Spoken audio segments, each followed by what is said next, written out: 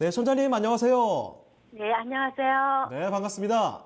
네, 반갑습니다. 네, 어떤 종목 도와드릴까요? LNF예요. 네, LNF 매수하신 네. 가격하고 비중 어떻게 되시죠? 네, 매수가가 34,000원에 20% 샀어요. 네, 34,000원에 20%. 자, 지금은 소폭 손실권이신데요. 33,400원입니다. 자, 매수하신 지 오래 안 되셨죠? 네. 네, 알겠습니다. 기운에 떨어질 때 좀 찾았어요. 네, 얼마 전에 이제 들어오셨는데 어떤 부분이 특별히 궁금하실까요? 네, 이게 요새 전기차가 좀 다른 그 섹터에 비해서 밀리는 것 같아서요. 네. 제가 좀 전고점까지 계속 오래 보유해도 될까 좀 여쭤보고 싶은데요. 네, 알겠습니다. 전기차 관련주 중에서 이제 LNF 매수를 또 하셨군요. 자, LNF 앞으로 좀 어떻게 봐야 될지 살펴보도록 하겠습니다. 네. 자, 이현미 대리님, 이번 종목은 LNF입니다. 34,000원에 매수를 하셨고 20% 비중 가지고 계시네요. 자, LNF의 향후 전략 어떻게 볼 수 있을까요? 예, 우선은 결론부터 말씀드리면 정고점까지 좀 편안하게 보시는 게 맞지 않나라고 좀 생각은 하고 있습니다. 따라서 지금 자리에서도 한 45,000원 이상은 볼 수 있을 것 같다라고 판단 들고 있고요. 그 근거를 한번 말씀을 드려볼게요. 우선은 4분기 실적은 시장 예상치를 좀 부합하지 못했습니다. 매출은 어느 정도 컨센 대비해서 나왔으나 영업이익이나 이런 부분 좀 나오지 못했고요. 이런 부분은 원화 강세에 따라서 환율적인 부분도 있었고, 성과급 등 인건비 부분이 좀 많이 늘어났던 부분이 좀 문제였던 것 같아요. LNF의 스토리에 대해서 말씀을 드리면, 최근 들어서 주가가 굉장히 좋았지만 예전에 주가가 한창 좋다가 회사가 굉장히 좀 어려워서 졌을 때가 있거든요.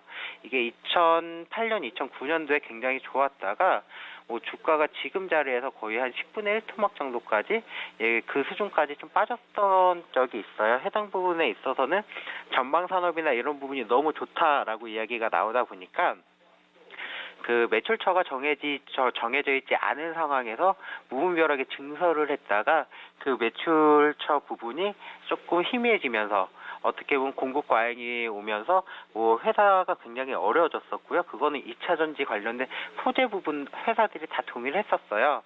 따라서 최근에 주가가 올라오고 있는 부분은 증설을 할 때 일단은 매출처를 확보를 하고 매출처에서 요구를 할 때만 어느 정도 확약을 바꾸서 증설을 하고 있다라고 보여지고 있어요. 따라서 증설에 대한 효과나 매출 증가에 따른 영업이익 증가나 이런 부분은 좀 분명히 보여지고 있다라고 보고 있고요.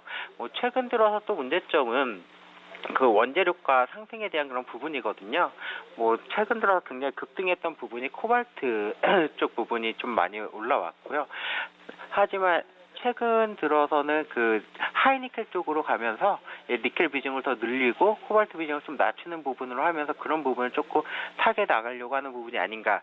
그리고 하이니켈 부분이 니켈이 많이 들어갈수록 이게 전력의 힘이나 파워나 이런 부분이 출력이 세지는 부분이 있어서 모든 2차 전지 소재 업체들이 하이니켈 쪽으로 가고 있는 추세다라고 보시면 될 것 같아요. 그리고 이쪽 2차 전지 소재 쪽으로 해서 전기차 쪽으로만 너무 보시는 것 같은데 전반적으로 ESS 에너지 저장 장치나 이쪽에도 동일하게 이런 소재 부분이 사용이 되거든요. 따라서 중국의 큰 아젠다 부분이 일단은 환경 쪽에 초점이 맞춰져 있다라고 보고 있습니다. 따라서 중국이나 이런 부분에서 동사의 기술을 따라오기는 굉장히 좀 어려운 부분이 있기 때문에 동사의 매출의 증가는 지속되지 않을까라고 생각은 들고 있어요. 따라서 매출이 증가하는 성장주에 대한 프리미엄을 좀 받았고 최근 들어서는 그런 부분이 너무 널리 알려지다 보니까 주가가 어느 정도 수준에서 일단은 좀 조정이 나오는 그런 구간이고 매크로적인 그런 부분도 있어서 미국의 금리 인상이나 이런 부분 맞물려서 조정 나올 때 먼저 올라왔던 종목들 위주의 조정이 있었던 부분이거든요. 따라서 지금 정도의 조정이고 박스권 어떻게 보면 하단 부분에 있기 때문에 지금 자리에서는 좀 무서울 수 있지만 저희 시청자님이 매수는 좀 잘 하신 것 같다라고 판단 들고 있고 다시 한번 올라갈 수 있는 자리는 분명히 있다. 1차적으로 한 42,000원 정도까지는 보셔도 될 것 같고요. 그 이상 올라가는 거는 시장하고 매크로적인 변수 그리고 중국의 환경 정책에 따라서 조금은 달라질 수 있을 거다라고 보여지고 있습니다. 네, 이규미 대리와 함께 LNF 살펴봤습니다. 지금 일단 1차적으로 42,000원 정도까지는 충분히 상승 여력이 있을 것 같고 그 이후에는 조금 더 지켜볼 필요가 있을 것 같네요. 참고되셨나요? 아니, 한 가지만 더 여쭤봐도 될까요? 네, 어떤 부분인가요? 네, 네. 제가 에코프로하고 이 두 가지를 봤었는데요. 네네. 그 에코프로가 먼저는 LNF보다 가격이 항상 낮게 있었는데 네. 계속 지금 에코프로는 가격 차가 많이 나더라고요. 네. 그 이유가 뭔지 좀 알 수 있을까요? 한번 같은 네. 양극재인데 네. 가격 차가 자꾸 벌어지니까 LNF가 어떻게 좀 안 좋은 건가 한번. 네, 알겠습니다. 네, 이규미 대리님 지금 에코프로와 LNF 같이 이야기를 해주셨는데 에코프로는 좀 괜찮은데 LNF가 잘 못 가는 이유는 어떤 부분일까요? 네, 기본적으로 가격을 말씀을 하셨었는데 에코프로 시가총액은 한 7,970억, 약 8천억 정도 되고 있고요. LNF는 8,196억, 한 8,200억 정도 되고 있으니까 그 보이는 가격이 에코프로가 더 높다고 하더라도 전반적인 회사의 그 볼륨은 LNF가 조금 더 크다라고 보시면 될 것 같고요. 에코프로하고 LNF를 한번 비교해서 말씀을 드릴게요. 우선 저희 시청자님이 가지고 있으신 LNF 같은 경우는 NCM 계열이고요.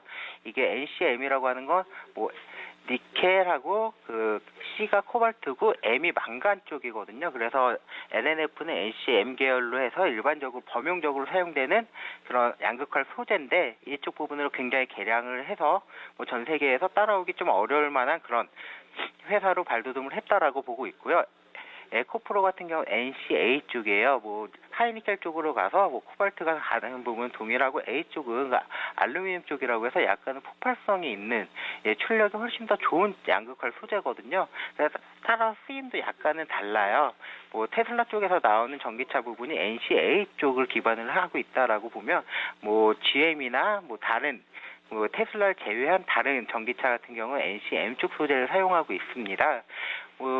아까 니켈 함량에 대해서 좀 말씀을 드렸었는데 이 니켈 함량이 많으면 많을수록 그 충전 시간이 오래 가고 그 출력이 조금 더 좋아지는 부분이 있거든요. 해당 부분에 있어서는 NCA 쪽에 그 에코프로가 조금 더 앞서 나가고 있고 따라서 NCA 쪽은 전기차뿐이나 ESS뿐만이 아니라 전동 공구에도 사용이 되고 있는 그런 부분이 있고요. 다만 가격이 조금은 비싸고 기술력이 조금 더 요한다라고 보고 있고 LNF가 하고 있는 NCM 쪽은 약 그런 폭발성이나 이런 부분은 없지만 은근히 지속적으로 좀 가고 있는 그런 부분이 있기 때문에 전반적으로 하이브리드나 아니면 플러그인 하이브리드나 전기 버스 이쪽에서 사용될 수 있다라고 보고 있고 다만 경쟁 업체들은 굉장히 좀 많은 부분이 있어요. 일본 업체 이런 회사들하고 NCA 쪽은 전 세계에 5곳, 6곳 정도밖에 없는 반면에 NCM 쪽은 굉장히 많이 있거든요. 이 중에서 LNF는 굉장히 좀 어려운 시기를 겪으면서 회사 그 경쟁력, 그 기술력을 굉장히 많이 키워서 전 세계적으로 발돋움을 할 수 있는 회사가 됐다라고 보셔도 되고 NC 에코프로 쪽도 그렇고 동일하게 둘 다 좋은 회사다라고 보시는 게 맞을 것 같아요. 그래서 어느 쪽을 매수하느냐라고 하는 부분은 저희 시청자님의 그 관점의 문제일 것 같고요. 에코프로 관련돼서 대비해서 LNF가 너무 많이 못 간다고 서운해하실 일은 아닌 것 같습니다. 둘 다 좋은 회사고 움직임은 약간 미세하게 차이는 있겠지만 둘 다 서로 같은 방향으로 올라가지 않을까라고 생각하고 있습니다. 네, LNF와 에코프로 비교 정리 저희가 도와드렸습니다. 다음에 또 전화 주세요. 너무 감사합니다. 네.